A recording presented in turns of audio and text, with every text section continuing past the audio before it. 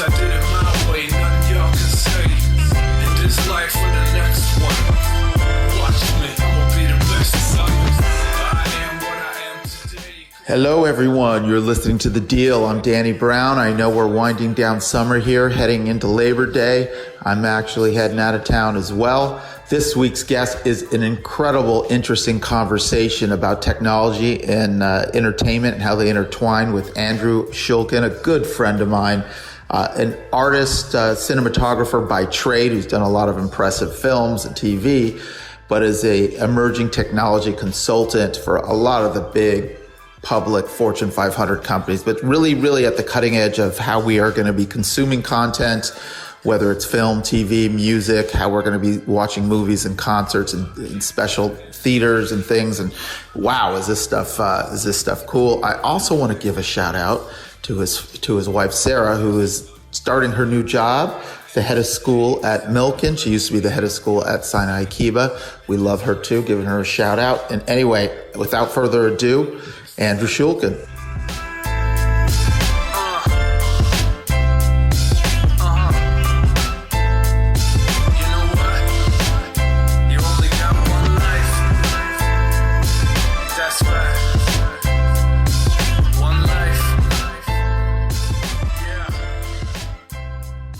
Ladies and gentlemen, very excited to have my buddy here, Andrew Shulkind. How are you? Welcome to The Deal. Thank you for having me. Thank you. This is going to be a very interesting situation here today. We're going to get into entertainment, technology, convergence. And that big word has been around, 25 plus years. Yeah. I remember talking about convergence back in my early days, pre-2000s in music business.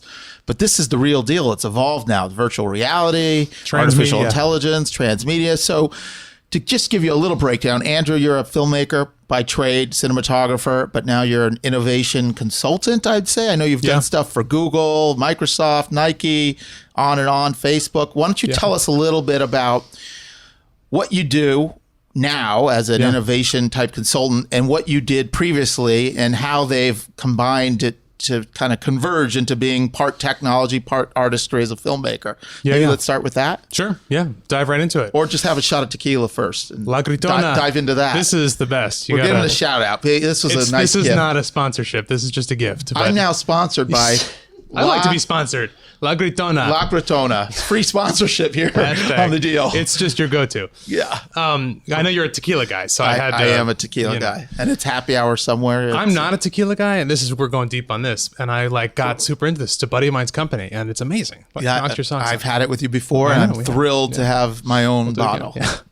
Anyway, in answer to your question, there might be 3 guys in Romania that buy a bottle now. Your buddy's going to get huge in the Eastern Bloc. Big in the Eastern Bloc. So I came up as a cinematographer. I mean, I have a long thing before that doing camera work as an assistant and working on a bunch of big movies, which was great. But over the last 15 years, I was a cinematographer, shooting commercials and movies. Right. Bunch of Super Bowl stuff, movies on Netflix and whatever.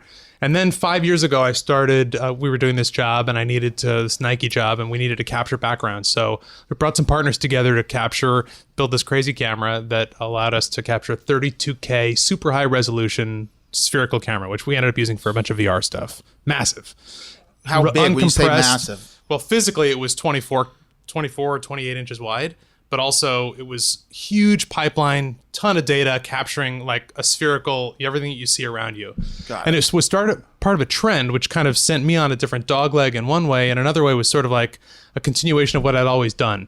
And it's really like the idea of where imaging has gone, the idea of where photography has gone is moving into a place where we don't just take a picture anymore. We are sampling a huge area.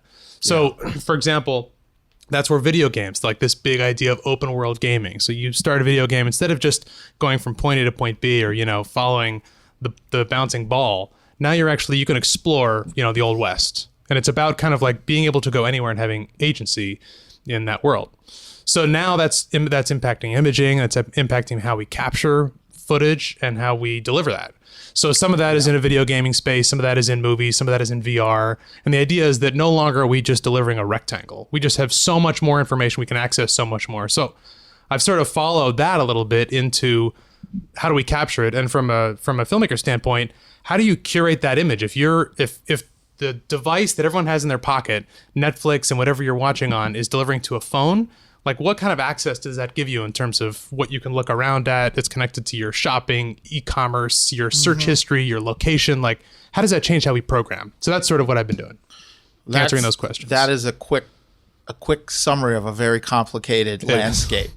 So before we dive deep into that, why don't we go back to your early career, how you started in filmmaking, what your experience was. I know you've said you started at the bottom, but on big movies. Why don't we start there, or even further back, where you grew up, where you went to school, then how you got into film, and then walk us up until now, and then we can get it more into specifics on this immersive technology that you're talking about. And it's fascinating because I'm in real estate, and clearly this is now layering on to what we do in terms of virtual reality and artificial intelligence, and it's probably still at the early stages, but I do see a day where very soon where virtual reality is a way to be looking at properties all over the world. And I've had people show me projects in Hong Kong and London by popping them on. So clearly that's here, and I can only imagine where that's going to go. But let's go back to the old you, before you were famous in Bulgaria.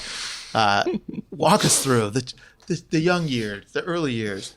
This reminds me of that scene in Goonies. Remember when he's like, my son? What's your story, kid? So I grew up in Kansas City. Yeah.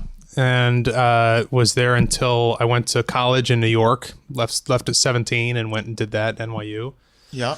Were you a film student? I started in photography. I started in the general program, then kind of went into photography and then got into film. Took a leave of absence, went to the UK, studied at University of Westminster. Actually with Sarah. We had met when we went to camp together. This is my wife that you already know. Who I know well. And so we both kind of agreed we're both going to go to London together. And that was sort of where we picked up and where our relationship started. But when I was there, I was sort of had to pick a tract for like what I was going to do. I knew I was doing film, but how was I going to get specific about that? Everyone else wanted to be a director. I had no interest in being a director. I was interested in the technology, and I was interested in the imaging. I'd always been super interested in lighting. I remember when I was 5, maybe younger, I guess I was in a car seat in the back seat. My mom drove this 78 Caprice Classic, and it was blue, and it had this blue velour, seating and bench seating. I could picture it. And I remember I was like, somehow like parents used to leave their kids in the car when they'd go and run errands. So I've never done that. I feel like maybe I should start doing that.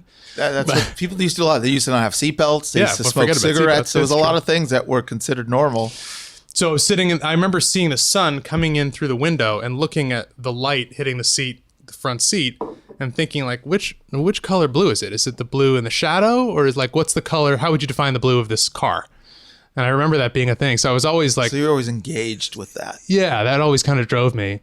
And so went to New York and was at school there and was so overwhelmed. I went to Jewish school growing up.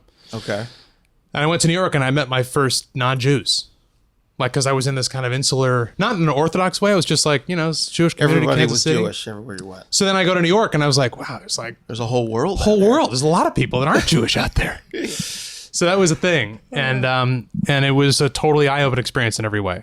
And I got super into photography and got super excited about that. And then knew that I wanted to get into film in some way and whatever, did some internships and whatever. And then I graduated. Before I graduated, I moved out here. I have some family here. My dad's family's from here.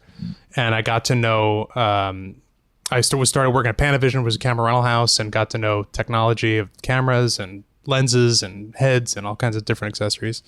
And so while I was there, because you're just sort of sitting around and, you have to kind of make your own initiative, I got to know these guys that happened to be Spielberg's camera team. So then we went back to New York. They were going to do a movie in New York. It was called Coyote Ugly. And I went and shot the first 6 months of that movie in New York, took off school. Insane. And it was crazy. And then I came out, and right after I graduated, I jumped in and we did this movie Salt and Sea, and then did AI, and I started running with Spielberg's camera team. Yeah. There you go. Minority Report and AI. And how many years were you with that crew? I did that for like 3 years, I guess. And was that a massive education on everything film? It was insane. I mean, Michael Mann, Spielberg, Bruckheimer, Fincher, like a ton of big movies. Just legends and icons everywhere. So you're just soaking it up, learning, young guy. Yeah. But it sounds like, so from the early days, it wasn't about, hey, I want to be a filmmaker and write creative film. It was really, you were into the technology and the artistry of photography. That's right. Yep. Not, the purest of the camera work, not necessarily the story, so to speak. Well, I mean, it was like the visual story aspect of it, but I'm not a writer. It's like not my skill set. It's more about activating writing. Got it. So obviously that's a great background for doing anything in film once you've been on a crew like that level. So at some point from there, you moved on up the ladder. And I started doing so as an assistant, stuff. like the assistant is the grunt. You know, there's the PA and there's the camera assistant, and then you move up and you're pulling focus. Is the camera assistant above the PA? Yeah, barely. Yeah. Barely. I started as a camera trainee, and then, it was the whole union thing. But I mean, I've had, start from the bottom, man. I've, cleaning wheels on a truck. It was like the frat experience I never had. Yeah. You're getting hazed. And it was good. That's like, it's sort of like learning how to cut film physically and just get into the weeds on how to actually work the technology. Yeah. So that was how I went up, became an operator, and it was always the technology driven thing. So when I started, instead of just being a camera PA or a trainee or an assistant, I was actually working with this technology. I joined the union doing this technology. It was called the preview system, which was basically, I would have a still camera and this super high res printer that was built by Kodak. And you would take the lenses that you're shooting the movie with, then you would bring the software into a computer, and you could you could emulate what different film stocks might look like, what different filters might look like. Because in the old days, when you were processing film, you would just send the film off to the lab and it would come back, and it could be a million different ways. I mean, the variability that could come back with the temperature of the bath, the water, the timing, the belts, the light, like it could be totally different. And so this was a way of imaging and saying, here's what we want it to look like. Here's a reference. Got it. So that was sort of how I got started. And then I moved up and operating, and then I started to get into stabilized remote heads. So it was how you take when you're on the back of a camera car or something, and how you keep that image locked, or when you're on an aircraft, how you keep that image locked for car commercials or for that kind of stuff. So real technical stuff. Yeah. But finding like artistic ways of using technology tools. Because there's also a lot of crap out there that's not ready for prime time. And especially now, like, I think the business has changed in such a dramatic way in so many ways. But if nothing else, because we are in such an asymptote, it's like things change so quickly now that we don't even have time to catch up. So there isn't, and I've dealt with this a little bit with Facebook and with a couple other products where these things aren't even a product yet. It's not even a product, and we're on to the next one. Got it. And it's like never. We're on 2.0 and 3.0 before 1.0 ever even is used. It's like you're on 0.2, 0.3 before you even get to 1. So it's evolving just too fast in some ways. Mach speed. Yeah. So here we are in LA, and we've had this conversation before. Silicon Beach, sort of the center of the universe for everything, and especially entertainment, media, technology. And here you are at the forefront of all of that. So in layman's terms, for the rest of us, and especially the dummy that I am, what is going on? What would you say is going on now in entertainment and film and TV? And where do you see it going in terms of how these technologies are being used, whether it's VR, whether it's something else I don't even know about?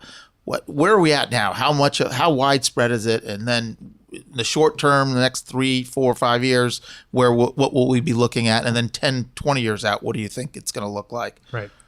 I think you're seeing the convergence of all these media, but you're also seeing the conditions under which this is created has been probably based on 4 major issues, I would say. One is the breakdown of the commercial market, and how, in terms of commercial advertising, how that market has changed so dramatically based on our viewing habits. Because those properties used to be sold based on, an advertiser would be supporting a television program, like back in the, the Reynolds hour, 30-second spot, and now nobody's DVR, no one's even watching the Super Bowl. I mean, the numbers are insane, and we're used to spending. Well, you're still spending a bunch for the time slot.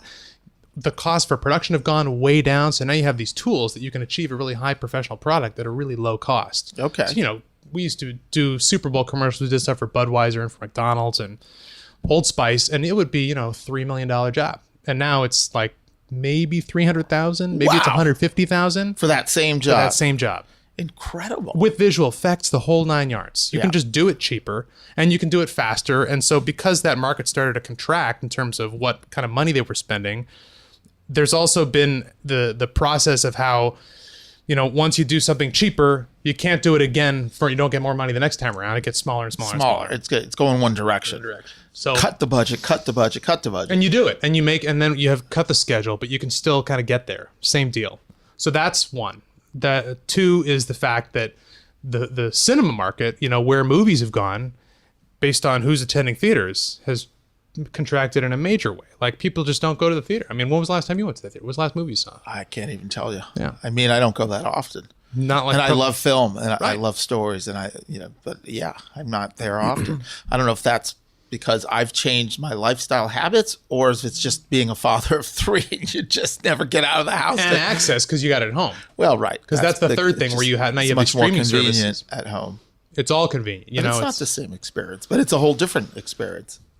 so that's That's a big part of it. huge No one's going part to the of it. movies the way they used to. That's right. So now you have studios that aren't spending like they used to. They also, because now they're part of these massive conglomerates that are bottom line focused. And now instead of going out and making something creative, you're making Marvel movie number 15, and then number 16, and it's sort of the same iterative thing. John Wick 3. It's just all these series because there's a general Big tent pole type of. Yeah, they're too risk averse, assets. So then you don't get interesting movies, and then suddenly you're trying to sell 1 billion units. And this is another kind of piece of the product market where a company like Canon, where you have camera manufacturers that have always kind of made the best this specific thing, and this might be true across other industries too, where you have one specific product that was the best watch, the best computer. Now it's about selling 1 billion units instead of selling the best. And that changed a lot of markets, and that changed in 2007 with Canon when they came out with this 5D Mark II, which was basically a still camera that you could shoot super high-end video with. Changed that market entirely, and now you could do That is 2007? 2007, 2008. That was your first camera. Wait a minute. So that's a huge thing for anyone that's a photographer or filmmaker. So was it a cheaper? It was cheaper. They basically discovered, and it was designed for photojournalists, saying like, "Hey, let's give these guys the ability opportunity to film Yeah, and they're in shoot Iraq and they're doing a thing. Like, let's do that." And so they have that. They put that functionality. So how much was that when it came out? Like $2,500. So back then it was $2,500. So when that came out, now you can shoot video from your camera, your same small little thing. Yep. So what is that? Something like that today? It's got to have been. Well, so then Canon smartly tried to create another higher tier, which is it's called the C300 and C700, which is like, hey, let's take that technology but put it in a more expensive package. Yeah. And some people did it because it gives you some access to tools and it's more robust and whatever. You can put it on a big tripod, but it's still not, it's still basically the same technology. Yeah. And also product cycles have accelerated to such an insane degree that 2-3 cameras are coming out every year from the same manufacturer. Yeah. So you're just in this place where everything is like sharpening to a spear.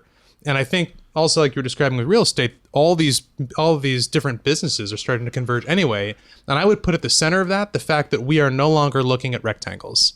I think now we are in an immersive environment, and whether that affords you all kinds of different opportunities. So rectangle, you mean TV screen, film screen, you're watching, there it is. Now we're looking at, I guess, do you call it, is it 3? What do you call it? 3D, just the whole world. Virtual? It's just the whole world.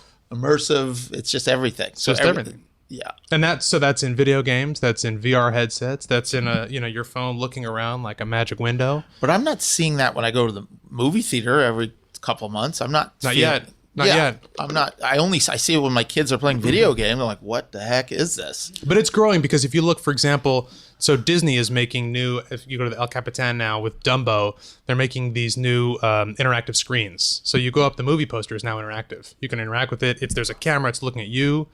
There are these new dome displays. There's some downtown LA. LA is like a nexus for this stuff. Got it. So it's there. I just haven't explored. MSG Sphere, which is something I've been involved with for the last several months, is this massive 500-foot wide, huge. It'll be the biggest LED screen in the world. Been in Las Vegas. It's opening on the property of the Venetian. And what will that be? So what is that? So this is a huge. It's basically like 180-degree screen. It's almost like IMAX, but times 100. Literally, the screen. You go in the middle, and the screen wraps around you. you sit in a arena, basically seats Like a dome or 18,000 whatever. people. Yeah, it's a huge. 18,000 people. It's enormous. Yeah. So it's like going to Madison Square Garden Bigger. or the. Bigger. The ceiling is like 350 feet tall, and it's the biggest screen in the world. And so the idea of this is a cinematic display technology is just transcending what we're accustomed to seeing as a rectangle. So we're watching films or that? What all the above. Anything. You're watching, the background of a Coldplay concert. You're watching films. You're watching esports. Anything that you can watch can be in this That's right. experience. That's And right. you think that's where we're going with public entertainment? Instead of going to a movie theater, you go to an experience like that? Well, I think you'll have stuff at home. You'll have something you'll experience at home, whether it's with glasses and something that's lightweight, or you have your screen. But I think over the next 5 years, you will see us move beyond rectangles. And maybe the most important thing is that as we're moving into this autonomous vehicle space, now you're commuting a half hour, 40 minutes, an hour. Now you're surrounded by screens, and there's no reason they have to be rectangles. So it's just as all this technology is getting to a place of low latency, of like where a screen can look like a window, as you're getting to that high fidelity. Now it's like, why would you go look at a rectangle? Like I can just look at this whole space. Yeah. And it doesn't mean that every story is told that way. It just means that now you can. Yeah. And you can in a mass market way and in an accessible way that That's right. It's not going to cost $50,000 to buy a special piece at home. Yeah. But you'll go to Madison Square Garden, and I don't think they've set ticket price yet, but that might be $500 a ticket. Who knows? Right, to experience that live. Because you're creating a high-end experience, and then ultimately, I think every theater that we know of, you go to Century City, you go to the ArcLight. That business model will have surrounding. And I mean, this happened before. This happened in the 50s when TV was threatening the movie market, and that's why you had Cinerama, and that's why you had these other technologies that were like, we're going to create this super wide thing. Like I think from a storytelling perspective, filmmakers and even artists have always tried to tell whatever the biggest story they could tell on whatever the biggest canvas they could tell. And that goes back to the Globe Theater. Like the rectangle's random. The Globe Theater was basically told, in the round. It was in this huge experience where you had all kinds of things that were coming down from above and below. Think about like dioramas. Yeah. Think about all these different experiences, cave paintings. I mean, there was never a rectangle. That's just kind of like what we did because that was what we could do with the TV. Right. So at the end of the day, though, with all this technology, with all the different way to experience it and absorb it, isn't it still going to be about storytelling and character? I mean, it's got to be a poignant message. It's got to be a universal themes or some sort of interesting theme or story that's going to draw people in. I mean, the experience may be cool the first 5, 10, 20 times, just a wow experience it. But at the end of the day, human beings want human connection stories. So what does it mean for the for the writers and the creators? Is what changes for that? I mean, it's a great question. I mean, this is a big problem. I think this is actually the most dangerous thing about what's happening right now is you have companies like Google and Facebook and Microsoft and Intel, and they're companies that are doing great, amazing things and are also under fire for some of those things they tried to do. But at the end of the day, their mission is something that's very different than telling great stories. Like Amazon doesn't necessarily care about telling great stories. People at Amazon Studios do, but the Amazon mission wants to sell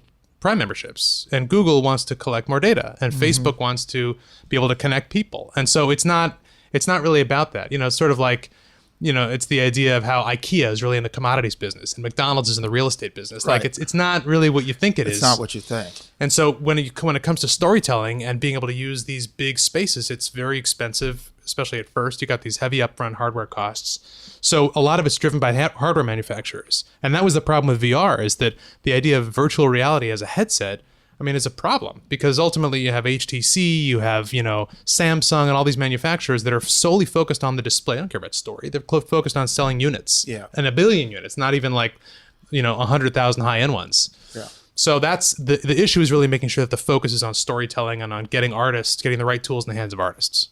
Yeah. That's kind of like at the end of the day, it gets back to the artists have to create art, or no one's going to watch anything. Yeah, I mean, it's like the music business. If there's no songwriting, there's no publishing, there's no anything. I mean, the other stuff is sort of icing on the cake, is what it is. If the content, the intellectual property, always is at the heart of anything. And of course, it's the balance between art and commerce. That's always been a balance.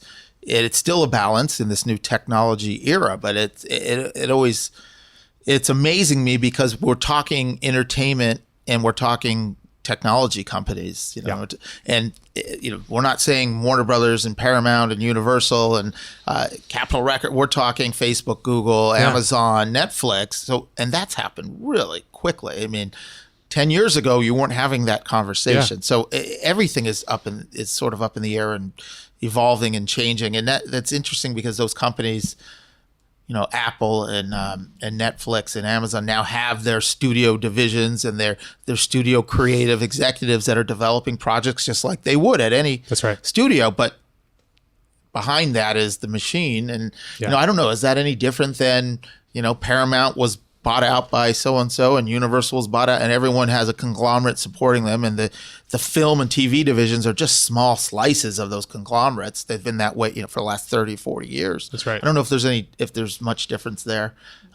it's just fascinating. So what do you think about Netflix becoming a content machine, Amazon becoming a content machine, Apple becoming the content? Like, where do you see that going? Do you see them swallowing up all the best talent and they're trying? The traditional studios disappear? They're trying. Do they merge? Where do you see this going in the next 5 years? You'll see some mergers for sure. I mean, the studios aren't making any money.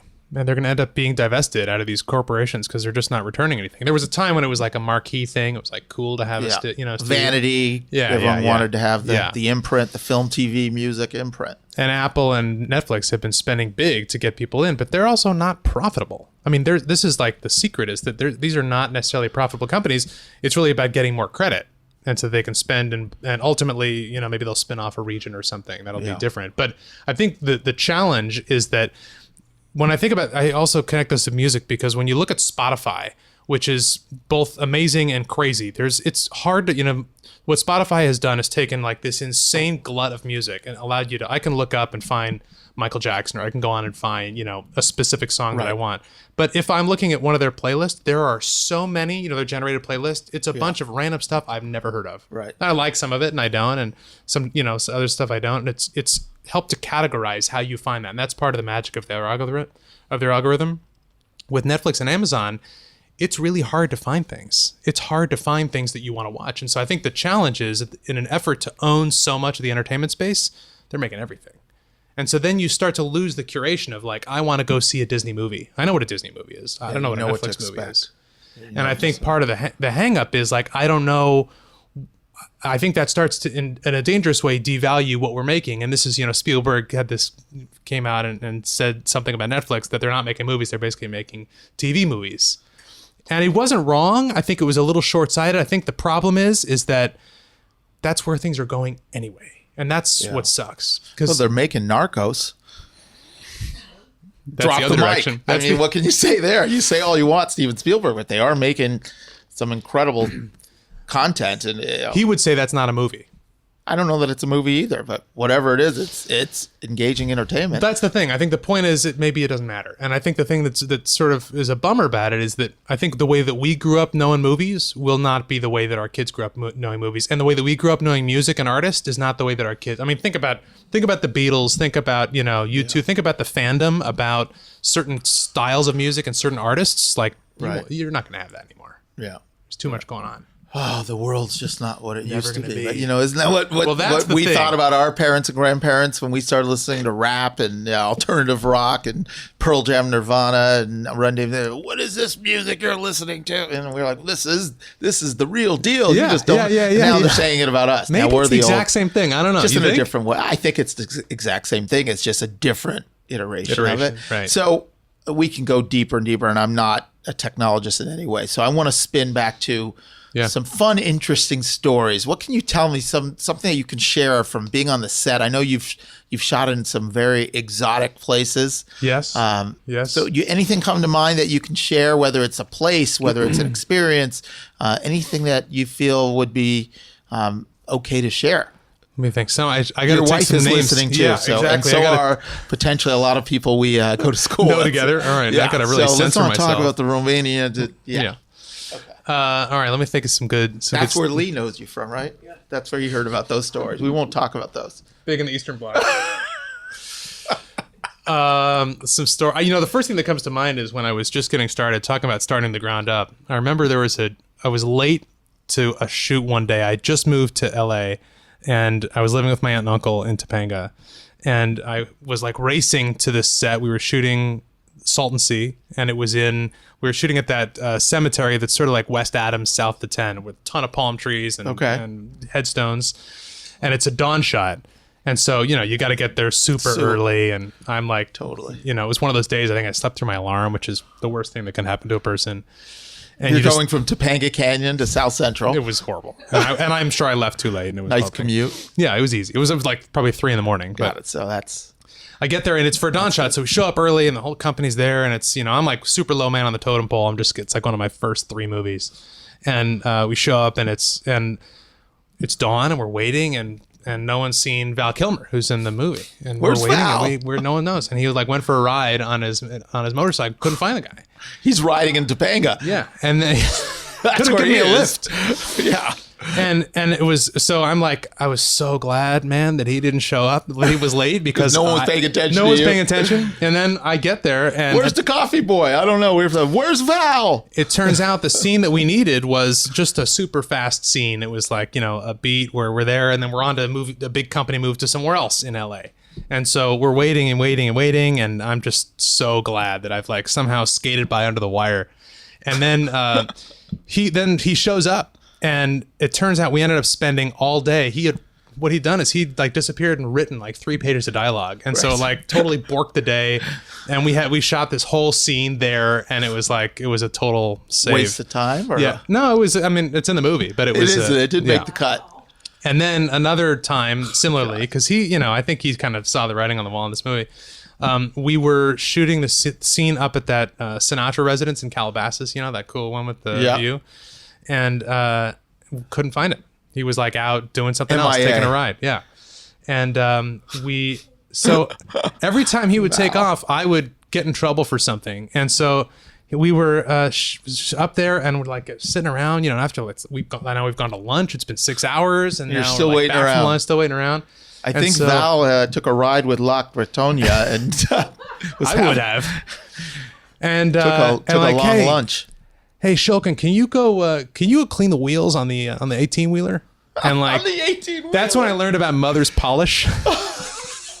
How long did that take? It took all day. It took the rest. We went home. We never shot anything. And I just spent the next 6 hours polishing the wheels. He of had the truck. shiny wheels. That Yeah. brings me to an interesting question. How much waste is there in production? I see like they shoot in my neighborhood all the time, little commercials and TV, and there's like hundreds of people and trucks. I'm thinking, and no one's doing it. It just seems so inefficient. I know there's unions involved, and the unionization of it must have spiraled out of control. But as a professional, There's a lot of hurry up and wait. I mean, I think it's easy to say do they there's need those 200 people sitting there for the? they're all working at some time. I mean, you never know. Obviously, in some Yeah. cases, people are wasted. But these days, with budgets what they are, like there isn't the waste that there used to be. God, it used to be worse. The transpo guys are the ones that you see sitting around all the time, but they're just waiting in between rounders, and then they're taking the 15 pass van down to crew parking. So Yeah. everyone's working at some point. And I have to say, in this MSG project that I've been working on, which is really kind of like rebuilding the film industry in its own way, because they're like, we don't have to kind of abide by any of this stuff. Let's do our own thing over here and figure out how it works better. Yeah. We've had to take a real close look at how things work, and are there other efficiencies that can kind of live in a new system, because everything's kind of up for grabs. Everything's can be reset. Yeah. And it's interesting to look at that. We've taken a super hard look at how things work, and I think there are some efficiencies, but it works pretty well. Yeah. It works pretty well. All right. So how about any sketchy stories, any scary, sketchy places overseas, or situations you've been in? I'm thinking now of a situation you told me about with Adam, but it was not film related. That was not film Were related. you guys in the Middle East? We were in the UAE. I don't even know if we we're were in allowed Abu to Dhabi. discuss that. That we're allowed to talk about. Okay, because that wasn't film related, but you were like We were you in- had a camera, and tell me what happened. That was You were and in- Adam Nathanson are getting into trouble. I'm glad I missed that trip. We've gotten into some trouble together. We were in Abu Dhabi. This was pretty safe. There's some other stories that Well, we'll you'll talk tell me about over after this. tequila with. We were in Abu Dhabi, and we were on this cool trip, this great mission. We met some awesome people there, basically talking about what are bilateral trade opportunities between LA specifically and Abu Dhabi, and where the opportunities are, because they have this really burgeoning film industry there, and they're really well sponsored. There's this amazing. The UAE is amazing. They have a minister of AI. They have a minister of A minister artificial of AI, intelligence. and they also have a minister of entertainment, of media and entertainment, and they have it dialed in That's there. a good job to have. And they're not, so they've created a free trade opportunity there. They've created like this tax-free zone, and they're smart. And I think really what's happened is like Dubai really like outpaced a lot of what was happening in Abu Dhabi in terms of production. Mission Impossible shot there, and Fast and the Furious. So they're 9. film friendly. Is there Very tax film-friendly. incentives and bonuses? Yeah. And, And also the thing is, there really isn't a huge film community there, so it's not You have an issue to crews fly there, you people can- in. No, there aren't so many crews there, so you bring everyone in, and it's still affordable to do. it's still cheaper. So we were doing a lot of that, but we went to the American embassy, and all the guys out front are either like Bangladeshi or Emirati, or they're people who are locals that are, working security. Brought in. Yeah. And maybe they're from somewhere else actually. But they were all local folks. And so we're outside and we have this whole meeting inside. We come out and I just wanted to take a picture because the building is amazing. It looks like, it's like a pyramid. So as we're pulling away, and it's on a street, all the embassies in Abu Dhabi are on a street that have, there's like all the embassies are there.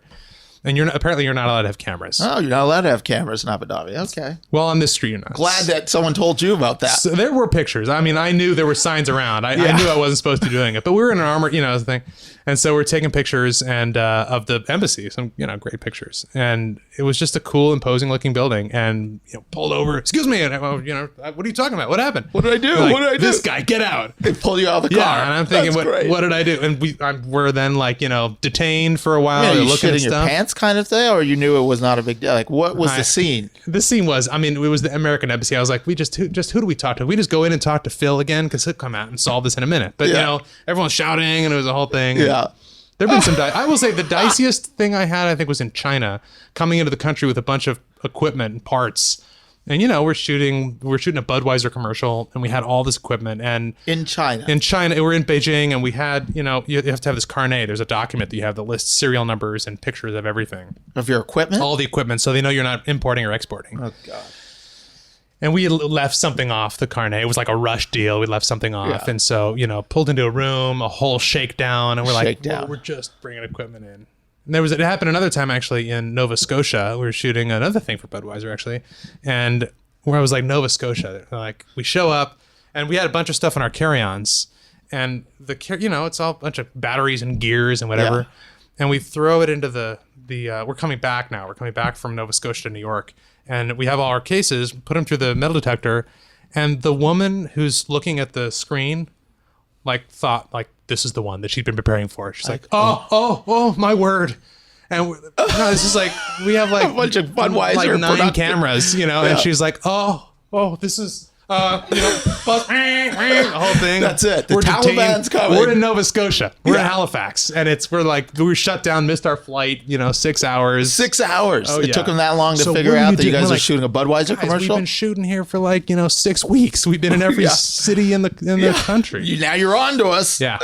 It was. So that's dicey. the kind of stuff that happens. You get shut down at airports. Well, that's just the stuff I can share here. Got it. There's there was a pretty dicey situation that happened when we were in Prague. There's a couple of them. It's all Eastern Bloc stories. All right, we'll wait for the tequila nights to do that. So tell me a little bit about, you're a father of 3? 4. Father of 4? You knew that. My God. You knew that. I did know that. So how do you balance it? I mean, your wife has a huge career as well. She'd be fun to have on the podcast. We'll see. She's here. Welcome. So how do you guys balance it? How do you do with your shooting in China and Beijing and the Eastern Bloc and God knows where, Nova Scotia? So how do you do it?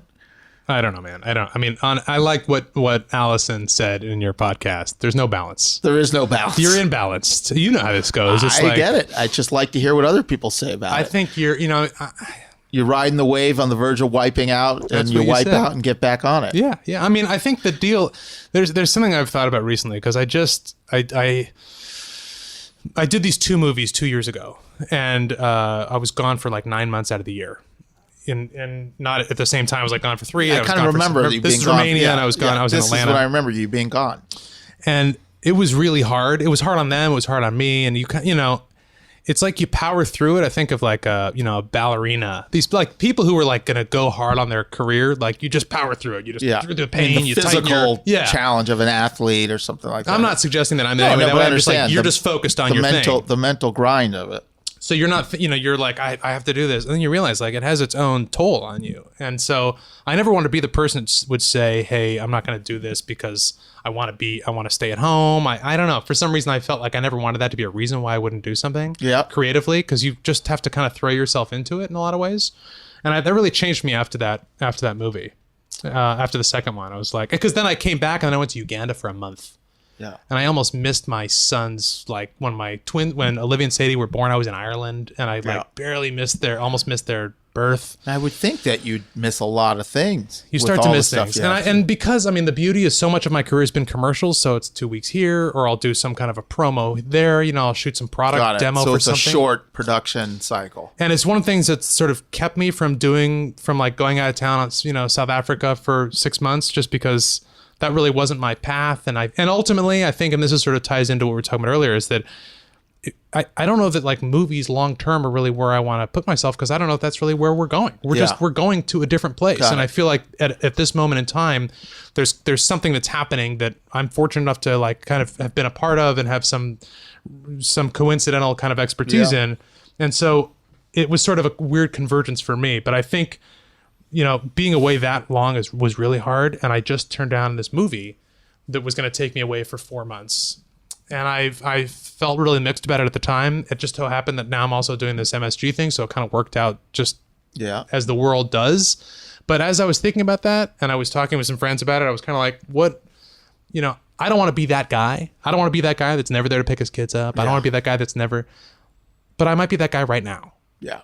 And then you're not that guy. And I mean, you know me. There's like different phases, different times of your life. Yeah, sometimes you're not I don't even just mean like years. I just mean like, all right, now I'm not around and I miss the kids, whatever. Yeah. And then I come back and I'm around for a long time and they know me and there's an engagement. And so I think and I was reflecting on what Allison was saying in your interview with her. Yeah, Allison Palevsky. Yeah, it was similar. And it's sort of like she had to do what she feels strongly about, and then you're back on. Yeah.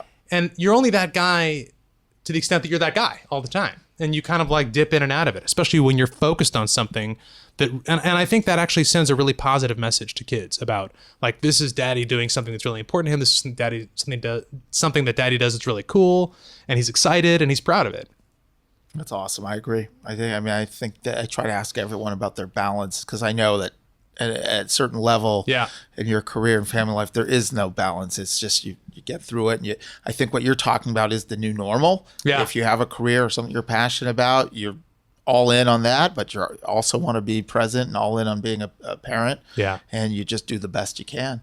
I think there's also a personality type that's more, you know, that can balance it. Like I have a good buddy who has 5 kids, and he's like, oh, it's great. It's just like totally focused me. And I'm like, oh, that's never happened here. Yeah. I'm not that guy. I'm too distracted maybe anyway.